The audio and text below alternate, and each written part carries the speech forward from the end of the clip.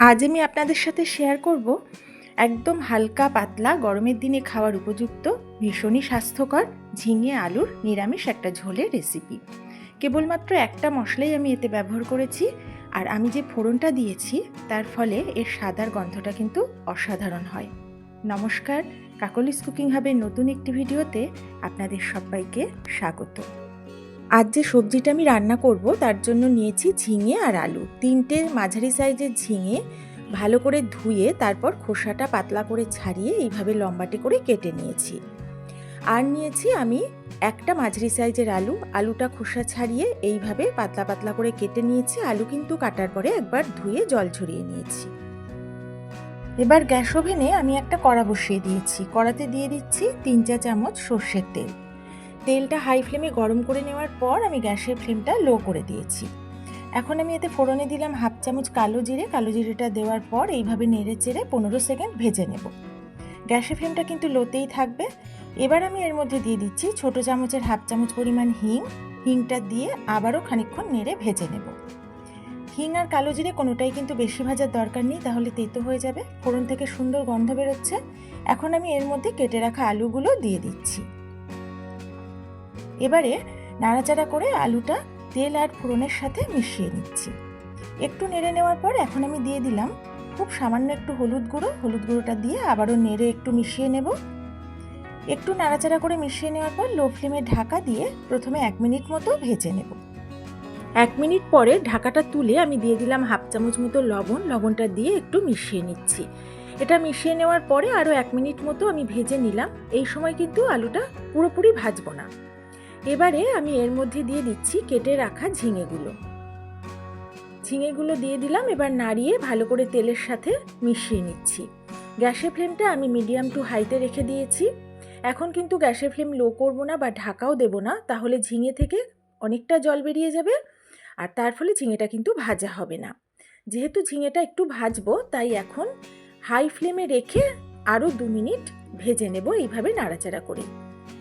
2 minute মতো high ফ্লেমে ভাজার পরে ঝিঙেটা কিন্তু একটু কমে গেছে। এখন আমি সামান্য হলুদ গুঁড়ো আবারও দিয়ে দিলাম। এবারে নাড়িয়ে ভালো করে হলুদটা আলু আর ঝিঙের সাথে মিশিয়ে নিচ্ছি।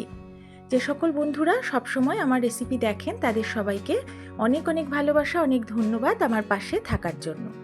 এখন আমি এর মধ্যে দিয়ে দিলাম 2টো চেরা কাঁচা লঙ্কা। আপনারা যে যেমন ঝাল খান সেই বুঝে কাঁচা লঙ্কাটা এই সময়ে দিয়ে দেবেন।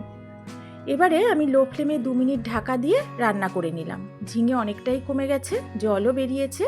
আমি আবারও একটু নেড়ে নিচ্ছি। এইভাবে একটু নাড়াচাড়া করে নেওয়ার পর এখন আমি এর মধ্যে দিয়ে দেব গরম জল। আমি এই বড় কাপটার 1 কাপ দিচ্ছি প্রথমে আর 1/2 কাপ দেব। ঝিঙে আলু সেদ্ধ হবে আর রান্নাটা কিন্তু একটু ঝোল ঝোল হবে, তাই জলটা একটু বুঝে বেশি করে দিয়ে দেবেন। এবার আমি নাড়িয়ে জলের সাথে মিশিয়ে নিচ্ছি সব কিছু। গ্যাসের ফ্লেমটা এখন হাইতে রেখে দিয়েছি। আমি একটু চেক করে দেখে নিয়েছি এতে একটু লবণ লাগবে, তাই আমি 1/2 চামচ মতো লবণ এর মধ্যে আবারও দিয়ে দেব। তারপরে হাই ফ্লেমে কিছুক্ষণ ফুটিয়ে নেব। হাই ফ্লেমে ফুটে ওঠার পর গ্যাসের ফ্লেমটা লো করে দিয়ে ঢাকা দিয়ে আমি 3-4 মিনিট রান্না করে নিয়েছি। এখন ঢাকাটা তুলে আমি একটু দেখে নেব যে সবজি কতটা সেদ্ধ হয়েছে। ঝোল কিন্তু অনেকটাই কমে গেছে। প্রথমে আলুটা আমি দেখে নিচ্ছি, আলুটা ভালোই সেদ্ধ হয়েছে। আর ঝিঙে তো ভীষণই নরম সবজি, তাই সেদ্ধ হতে সময়ও লাগে না। এতক্ষণ পর্যন্ত দেখতেই পেলেন আমি রান্নায় কিন্তু কোনো রকম মশলা ব্যবহার করিনি। শুধুমাত্র শেষে একটা স্পেশাল মশলা দেব, যার ফলে এই রান্নার স্বাদের গন্ধ বহুগুণ বেড়ে যাবে। আমি স্বাদের ব্যালেন্স করার জন্য খুব সামান্য একটু চিনি দিয়ে দিলাম, দিয়ে নাড়িয়ে একটু মিশিয়ে নিলাম। এবারে একটা মশলা বানাবো। গ্যাস ওভেনে একটা কড়া বসিয়ে কড়াটা হালকা গরম করে নিয়ে এর মধ্যে দিয়ে দিচ্ছি 2 চা চামচ ভর্তি ভর্তি মৌরি। একদম লো ফ্লেমে এইভাবে সমানে নাড়াচাড়া করে মৌরিটা ভেজে নেব। মৌরি কিন্তু বেশি লাল করে ভাজবো না, আর খেয়াল রাখতে হবে মৌরি যেন পুড়ে না যায়, তাই সমানেই নাড়তে হবে। এইভাবে কিছুক্ষণ নাড়াচাড়া করার পরেই মৌরি কিন্তু বেশ মুচমুচে হতে শুরু করেছে, বেশ ঝুরঝুরে হয়ে গেছে আর কালারটা হালকা চেঞ্জ হয়ে গেছে। গ্যাসের ফ্লেম আমি অফ করে দিয়েছি। এখন গরম কড়াতে একটু নেড়ে নিচ্ছি। সুন্দর মৌরি ভাজার একটা গন্ধ বেরোচ্ছে। আমি হাত দিয়ে চেপে একটু দেখেও নিলাম, বেশ সহজেই ভেঙে গেল। এটা আর ভাজার দরকার নেই। এখন আমি এটা তুলে রেখে ঠান্ডা করে একদম মিহি করে গুঁড়ো করে নেব। চিনিটা দেওয়ার পরে মিনিট খানেক আমি লো ফ্লেমে ফুটিয়ে নিয়েছি। ভাজা মৌরি মিহি করে গুঁড়ো করে রেখেছিলাম, আমি একটু বেশি করে রেখেছি। তার মধ্যে থেকে হাফ চামচের একটু বেশি পরিমাণ এর মধ্যে দিয়ে দিলাম। এবার মৌরি গুঁড়োটা ভালো করে নাড়িয়ে সবজির সাথে মিশিয়ে নিচ্ছি। এই মৌরি গুঁড়ো দেওয়ার ফলে এই রান্নার গন্ধটা এত সুন্দর হয় যে মশলা ছাড়াও এই সবজিটা খেতে কিন্তু দুর্দান্ত লাগে।